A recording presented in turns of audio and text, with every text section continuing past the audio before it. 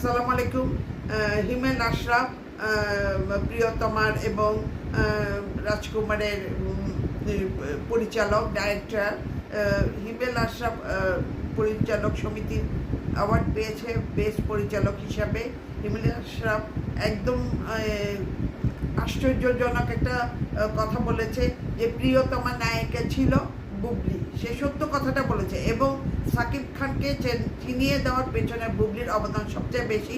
বুবলি নিয়ে গেছিল হিমেল আশরাফকে সাকিব খানের কাছে এবং সাকিব খান তাকে ছোট ভাই হিসেবে গ্রহণ করেছে এবং সাকিব খানের মোবাইলে যে হিমেল আশরাফের নাম্বারটা সেভ করা আছে সেটা বুবলির জন্য।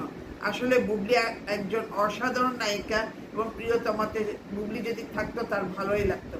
সে সত্য কথাটাই বলেছে। ধন্যবাদ জানাচ্ছি হিমেল আশরাফকে।